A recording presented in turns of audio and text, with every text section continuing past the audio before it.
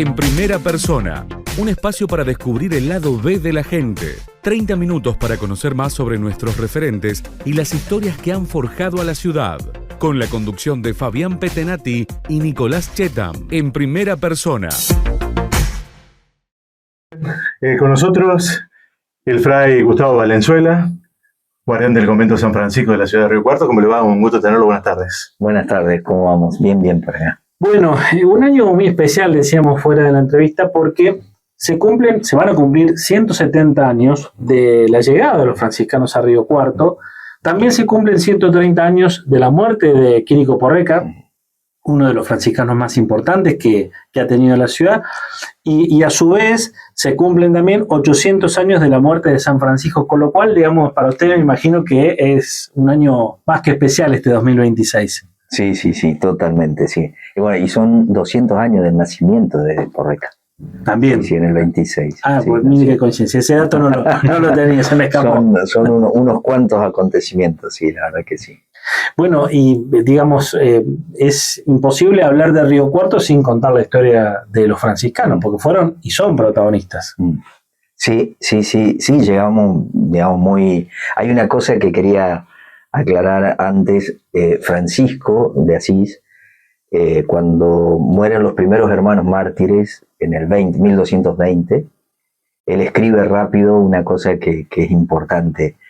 Él dice: es altamente vergonzoso para nosotros que los santos hagan las obras y nosotros con narrarla querramos recibir gloria y honor, ¿no? Uh-huh. O sea, hablar de estos próceres de la vida franciscana no significa tirarnos flores a nosotros, sino reconocer con gratitud lo que han hecho, ¿no? O sea, no significa en absoluto de que seamos ahora los herederos del espíritu así misionero que tenía esta gente, que naturalmente los movía una sensibilidad impresionante hacia la necesidad. Y bueno, tenían una mentalidad también muy particular, ¿no? Cuando llegan acá tenían una fuerza increíble, ¿no? en todo el país. Bueno, y acá fueron, sí, desde los inicios casi, ¿no? O sea, antes de que se dijera que la villa era ciudad, ¿no? La población pidió, ¿no? Estos frailes, ¿no? Que llegaron ahí en 12, ¿no? Eran 10 sacerdotes y dos hermanos los primeros, ¿no? Que se establecieron con cosas así muy puntuales y muy interesantes. O sea, ellos llegaban a un territorio que no conocían, naturalmente, con una problemática que habían escuchado, pero que sin dudas no es que sabían con lo que se iban a encontrar. Y después tuvieron que hacerse. Eso sí, hay como una dinámica medio natural en la fraternidad, sí, de los menores, de los frailes, de que siempre se han hecho a lo que encontraban, ¿no? Ya desde el fines del 1400, ¿no? Cuando llegan a América, ellos como que llegaban a los pueblos y se mimetizaban, ¿no? Con los pueblos. Que por ahí decimos, una de las características diferentes con los jesuitas es que el jesuita traía la mentalidad europea y la capacidad, ¿no? la preparación, y generaban unas estructuras impresionantes. Y los frailes los frailes se ponían a vivir así como vivía la gente del lugar, y entonces no dejaban, ¿no? Estas estructuras así tan grandes. Tenían como una mentalidad distinta de hacerse, ¿no? al lugar y de compartir la vida, ¿no? Y con la gente, bueno, que iban conociendo. Y mucha vocación por hacer, ¿no? Porque, digamos, más allá de la cuestión religiosa, del aspecto religioso que abordaron cuando llegaron, construyeron hospitales, construyeron, digamos, una escuela, fueron realmente de hacer y mucho para la ciudad, para la región. Obviamente también, imagino yo, con la compañía de la gente, ¿no? De en aquel momento la villa y después la ciudad, pero en definitiva con un empuje realmente muy fuerte. Sí. Tenían una gran sensibilidad por la necesidad, ¿no? Y salían al frente de lo que hiciera falta. Acá fue, bueno, la cuestión de la salud, sobre todo con la epidemia, ¿no?, grande que hubo de cólera, ellos enseguida, ¿no?, ahí activaron, que fue casi el origen del centro de salud, ¿no? Claro, el viejo hospital de la Caridad, ¿no? Claro, claro. Que es muy interesante, creo yo, porque trataban eran unos cuantos, eran varios, ¿no? Entonces ellos llegaron primero 12 y 10 años después llegó otro grupito, ¿no?, que ahí llegó Quirico, ¿no?, por acá, en el segundo grupo, y, y era gente de que estaba como se veía, se organizaban muy bien de las necesidades que tenía la ciudad y las necesidades también que estaban más allá, ¿no?, de los límites de la ciudad. Yo leía unas cosas que me había pasado, que me pasaron del archivo, que siempre es interesante, ¿no?, reencontrarse con eso, cómo trabajaban por la paz, ¿no?, entre Ranqueles y la Claro. ciudad. Estaban muy, muy involucrados. Y me parece que no se preocupaban tanto por los límites de que si esto era social, si esto era religioso, era la vida, ¿no? Sí, sí. Y había que responder a lo Era una de las necesidades del momento, ¿no? Claro. Digamos, la mediación, digamos, había una situación muy conflictiva, permanente, entre comillas, indios Claro. y la ciudad, digamos, era una situación realmente compleja la que se vivía en esos tiempos. Sí, bien de frontera. Exacto. Y Porreca, el Fray Porreca, ¿cuál es la trascendencia? ¿Por qué tiene, bueno, la autonomía o se lo destaca, si bien no llegó con los primeros franciscanos? Es que justamente los que más marcaron digamos, que más quedaron en la memoria fueron los del segundo grupo, ¿no? Se ve que el primer grupo se estableció y empezó, y este segundo grupo vino también con una formación diferente. Quirico tenía una formación muy interesante, le hizo mucho por la educación, en un momento que era fuerte, había toda una corriente como liberal con la que él se enfrentaba y tenía amigos, ¿no? Es curioso que tenía las dos cosas, ¿no? Tenía un enfrentamiento así intelectual sobre algunas cuestiones y a la vez era amigo de gente que militaba mucho, ¿no?, con esas ideas. Y entonces tenía una formación muy, muy interesante. Y en la epidemia, él tuvo mucho que ver en cómo se involucraron para ayudar desde donde podían. Me contaba ya a mí que de ahí del archivo, que hay unos manuales acá de higiene anteriores a los que se publicaron, a los nacionales, digamos. Entonces se ve que era gente que venía formada y que venía preparada incluso para enfrentar situaciones como esas, ¿no? Y después con unas ideas era gente como que no se achicaba, ¿no? Yo creo que ahora calculamos mucho más, ¿no?, y sacamos cuentas y decimos, bueno, pero ¿podremos realmente hacer esto? Bueno, claro. Había una necesidad y había que empezar. Después se veía si se podía avanzar, pero se empezaba y Quirico se comprometió muchísimo. De hecho, bueno, él tuvo como, después de la epidemia grande, tuvo como 2 reconocimientos, ¿no?, tanto el provincial como el nacional, y eso, por supuesto, que tuvo un efecto, ¿no?, acá de reconocimiento grande a nivel social. Después a nivel religioso también, porque se comprometió mucho con las hermanas terciarias, ¿no?, de la Madre Cabanilla. Fue un hombre que estuvo muy, muy presente, ¿no?, y estaba presente en la ciudad, ¿no?, y estaba presente también entre los ranqueles, entonces era polifacético y entonces ha quedado muy, muy marcado por mucha presencia. ¿Y cómo son los frailes que están hoy en Río Cuarto? ¿Cómo somos los que estamos hoy? Bueno, eso habría que preguntarle un poco más a la gente. A ver, yo creo que hoy por hoy estamos en unas reducciones tremendas, ¿no?, reducción de gente muy, muy grande. Por eso es que acá este era un colegio, ¿no?, de propaganda de la fe, y era, por lo general, tenían varios frailes. De pronto, ahora nos hemos ido reduciendo mucho, mucho, y somos cada vez menos. Entonces estamos acompañando el proceso que la Iglesia propone, ¿no?, una iglesia mucho más sinodal, y las formas naturalmente también son diferentes. Tenemos muchísima pluralidad. De hecho, yo digo, la creatividad que tiene Walter, yo no la tengo, ¿no?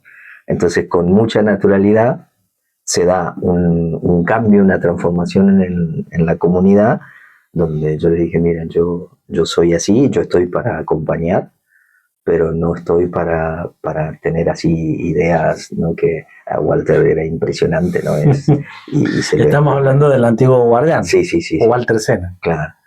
Y yo nada que ver. Entonces, cuando llegué y empezaron a decir, bueno, ¿y ahora qué hacemos? ¿No? Y pretendían de que yo dijese, no, miren, ustedes saben perfectamente lo que tienen que hacer, mejor de lo que lo sé yo. Entonces yo puedo acompañar.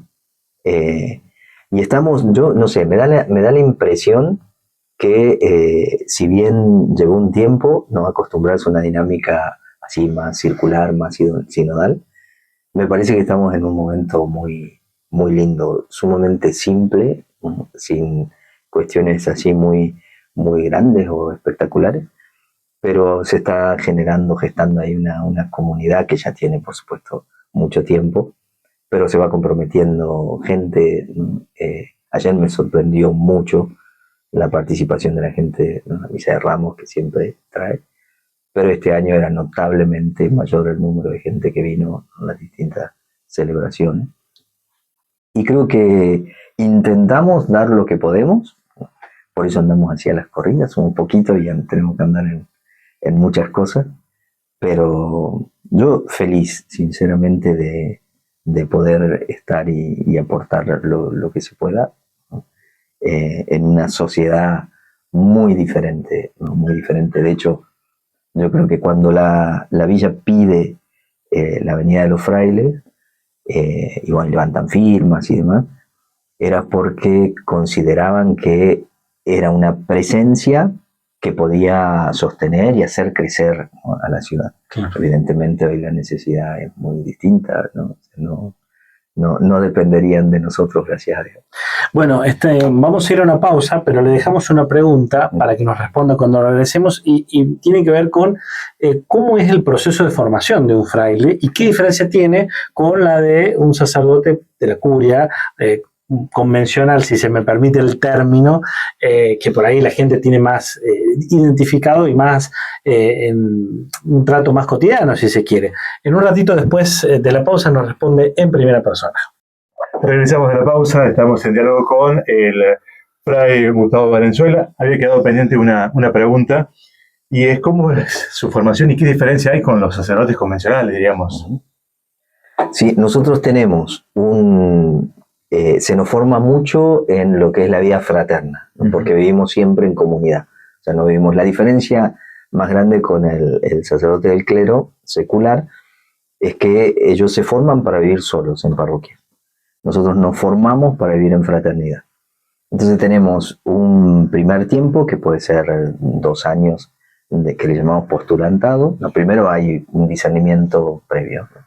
Después, una vez que uno toma la decisión, ingresa, tiene 2 años de postulantado, 1 año de noviciado, y después de ese 3er año ahí emite los votos, ¿no? Por esa castidad de obediencia, o sin propio en realidad. Y después ahí empezamos una formación así intelectual, ¿no? En filosofía y en teología, y podemos tener como unos 4 años, de 4 años a 7 más o menos, en los que vamos renovando los votos todos los años. Y una vez que uno toma una decisión y dice, bueno, ya los puedo hacer para toda la vida, hace los votos para toda la vida. Sigue la formación intelectual de acuerdo a lo que elija. Algunos quieren ser sacerdotes y entonces tienen la misma formación del clero, ¿no? Secular. Otros dicen que no quieren ser sacerdotes, y entonces hacen como una selección, ¿no? De algunas materias para seguir formándose.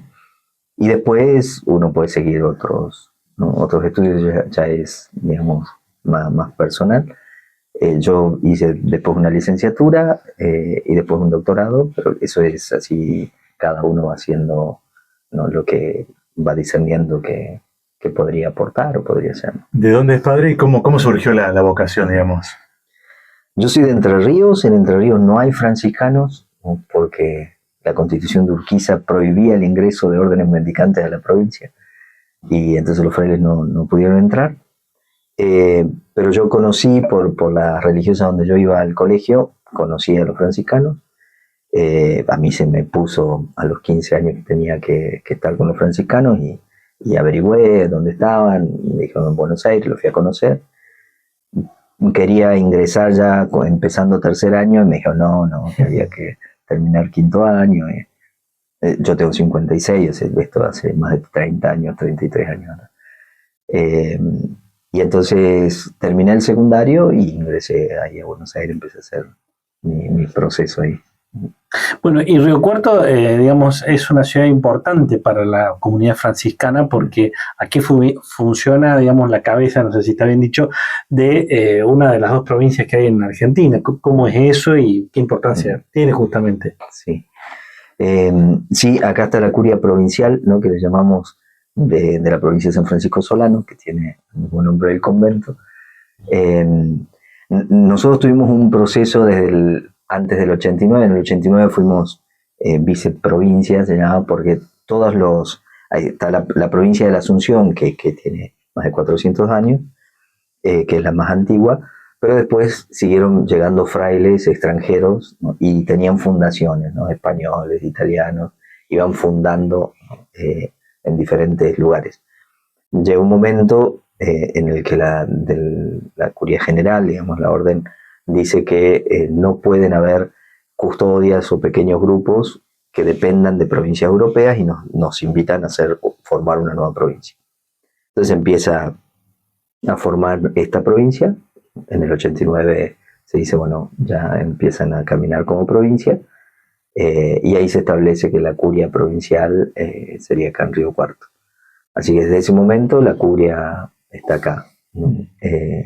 Entonces nosotros tenemos en diferentes lugares del país, digamos, casas que dependen de acá, de Río Cuarto, ¿no? Esta sería como la residencia del provincial, aunque el provincial anda mucho por todos lados, pero bueno, acá está la curia, el archivo, todo lo que pertenezca a la provincia religiosa se maneja desde acá.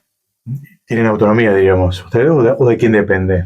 Sí, bueno, por ejemplo, eso también en la organización eclesial, así como el sacerdote del clero depende del obispo, nosotros dependemos de un ministro provincial. Entonces, si el obispo, por ejemplo, si Adolfo dice, bueno, no, yo no quiero que Gustavo esté acá, o sea, no puede él hacerlo directamente, tiene que hacerlo por medio de mi provincial, ¿no? Y actualmente es la primera vez que nosotros tenemos un ministro provincial que no es sacerdote.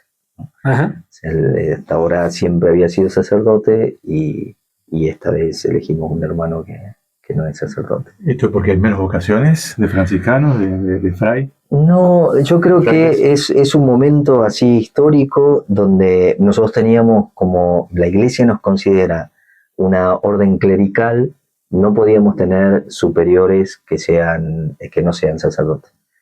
Pero el Papa Francisco, viendo un poco la situación y diciendo, bueno, lo propio del carisma franciscano no viene por el sacerdocio, la identidad viene por el ser hermano. Entonces él dio una concesión, ¿no? Y entonces, por ejemplo, ahora nosotros elegimos a Nicolás, que es nuestro provincial. Tuvimos que inmediatamente nos comunicamos con Roma se comunica con el Vaticano, y del Vaticano hacen un acta donde le autorizan, ¿no?, ser provincial. Los elegimos nosotros, las autoridades, entonces elegimos de acuerdo a lo que consideramos que necesitamos. Y la diferencia, que no sea sacerdote, ¿qué implica, digamos?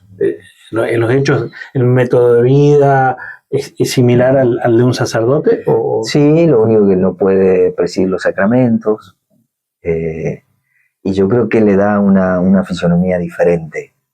El sacerdote o el ministerio te ubica en un lugar que es muy difícil salir, ¿no? Por más que yo les decía recién esto de la sinodalidad, generar en una comunidad un funcionamiento circular cuesta muchísimo. O sea, venimos de siglos donde el sacerdote decidía todo. Todavía hay lugares donde sigue dependiendo mucho del sacerdote. Entonces, pasar a esta otra dinámica mucho más circular, dialogal, cuesta. Y curiosamente cuesta más por el laico que por los religiosos. O sea, el laicado te exige que vos tomes las decisiones, ¿no? Y en esto es interesante, para mí es muy interesante. Yo creo que Nicolás es muy, muy valioso. Y él ya tiene esta mentalidad, ¿no? Tuvimos una reunión hace poco de todos los guardianes que le decimos de las casas, que serían como los superiores. Francisco no quería que se le llame superior a nadie, ¿no? Entonces le llamamos guardianes, que son los que cuidan a los hermanos de la casa. Entonces nos encontramos todos y había cuestiones que había que decidir y que naturalmente por ley puede decidirla el provincial solo. Entonces los frailes decían, bueno, pero esto lo tenés que decir, ¿no? Y él decía, sí, yo voy a tomar la decisión, pero no sin antes escuchar a todos. Y eso genera también un espíritu distinto, dinámicas distintas. Cuando le tocó venir a Río Cuarto por primera vez y conocer, digamos, su historia, su presente, ¿qué obra le pareció más importante la de los franciscanos en Río Cuarto? Bueno, yo llegué en una circunstancia muy particular, llegué el 19 de marzo del 2020. Llegó de casualidad, un día más y no llegaba. No. Llegó y lo encerraron. Así, aparte nos habían dicho en retiro, yo tomé el último colectivo que salía para acá. Y nos dijeron, nosotros los dejamos subir, yo no tenía la dirección de acá, pero no les garantizamos que no los vuelvan de allá. Yo había venido con hábito, todo para que no me va. Lo bajo en la terminal y era, pero una cosa increíble. Sí. Estaban los perros nomás ahí, no había nadie. Llego acá a casa y entonces, claro, me encierro durante mucho tiempo. Era totalmente atípico, porque el colegio que tiene movimiento y ruido desde las 7 de la mañana hasta las 11 de la noche, de pronto era un silencio tremendo. A mí me costó ir conociendo, porque claro, después fue todo un año prácticamente hasta que la gente empezó a acercarse de nuevo, no ir conociendo la comunidad. Me gustó mucho, yo me sentí muy bien y para mí, yo digo, la pandemia fue una bendición, ¿no? Fue algo muy, me favoreció mucho, un proceso muy, muy interesante. Así que fue ir conociendo muy de a poco. Cuando se levanta todas las precauciones de la pandemia, estaba Walter, ¿no?, como guardián, entonces él estaba al frente de todo. Y yo pude ir entrando muy, muy de a poco, conociendo muy de a poco a la comunidad. Y yo creo que, o sea, lo que nosotros experimentamos ahora es la comunidad o el templo, digamos, la gente que se acerca al templo, y naturalmente el colegio, ¿no? O sea, el colegio tiene 1.600 alumnos, entonces eso es un montón de gente y contacto, ¿no?, con mucha gente, y aprender a estar y escuchar y decir, bueno, a ver qué es lo que se necesita, ¿no? Pero bueno, sí, lo que yo vi de los frailes actualmente, ¿no?, lo que después me fui enterando que habían estado un poco en el origen de muchas cosas, pero sí, lo que queda es esa manzana, ¿no? Ahí. Sí, que es un lugar único en la ciudad, además es un lugar privilegiado, ¿no? Sí, muy bonito. ¿Y el paso de Francisco por el papado, cómo repercutió, digamos, dentro de la comunidad franciscana? Fue muy fuerte, pues primero, yo no sé si se acordarán, que cuando él elige Francisco, empezaban a decir, bueno, pero ¿por qué elige ese nombre? Por Francisco Javier, que era lo más lógico porque era jesuita, o por San Francisco, no se sabía, ¿no? Hasta que él no dijo después, no se sabía. Y cuando lo dijo, significó para nosotros un compromiso muy grande, porque él empezó con opciones, ¿no?, como muy, muy claras, y entonces hacía de que, bueno, que nosotros también tengamos que ir tomando algunas opciones, ¿no? Yo creo que significó también mucha comunión. Todo lo que él escribe estaba impregnado de espiritualidad franciscana cuando él era jesuita, o sea, era una claro, cosa un poco extraña, sí. Entonces generaba mucho más compromiso, ¿no?, de parte nuestra. Y creo que la mayor parte de los frailes se han sentido muy, muy en comunión con mucho de lo que él favorecía. Bueno, y todo esto de la sinodalidad es fuerte, ¿no? Es una iglesia mucho más circular, menos jerárquica. Pese a conservar la jerarquía, porque digamos, sigue existiendo el Papa, el arzobispo. Sí, y de hecho, bueno, o sea, todavía hay mucho. El Vaticano II planteó una cosa que todavía no está en práctica, ¿no? Porque seguimos teniendo una estructura piramidal, no cabe duda, ¿no? Seguimos teniendo una estructura a nivel eclesial monárquica, ¿no? Claro. Y es curioso de que defendamos todas las democracias, pero nosotros sigamos siendo monárquicos, ¿no? Una cosa rara. Es para otro programa ese capítulo, me parece. Pero es interesante el planteo. La última que le hago, ¿cómo se llevan con los otros sacerdotes? Porque acá tenemos los ecolapes también, Sí. digamos que son de otra rama, por decirlo coloquialmente, y también con la propia curia, ¿cómo se llevan ustedes? Muy bien, yo creo que muy bien también, son cosas que habría que preguntarle a ellos. Pero nosotros acá tenemos decanatos, ¿no? Dentro de la diócesis hay decanatos. Yo intento participar lo más que puedo. Entonces, gracias a Dios, tengo una relación muy linda, muy, muy cercana con los sacerdotes del decanato, y nos ayudamos mucho, ¿no? Cuando hace falta ir a celebrar misas a otro lado que no sea acá, nos piden y si podemos, como acá somos 2 o 3, siempre tenemos un poquito más de movilidad. Así que yo creo que muy bien, ¿no? Me parece que muy bien. Seguramente hay diferencias en un montón de aspectos, también en cuestiones, en posturas, ¿no? Y en posturas también como que pueden ser doctrinales o de interpretación de la doctrina, y que eso, aunque a uno no le llegan, porque en estas cosas es como dicen, ¿no? Que la persona que es engañada por su pareja es el último en enterarse. Bueno, en estas cosas también, o sea, si hay alguna dificultad conmigo, posiblemente no llegue inmediatamente, ¿no? Pero seguro. Pero a pesar de eso, a mí me sorprende gratamente que tenemos un vínculo muy cercano, sabiendo que pensamos diferente. Y eso me parece muy rico. Para que la clase política imitara, ¿por qué no? Gracias, Fray, por la visita. Ha sido un gusto la charla. Gracias a ustedes. Muchas gracias. Hasta la próxima semana.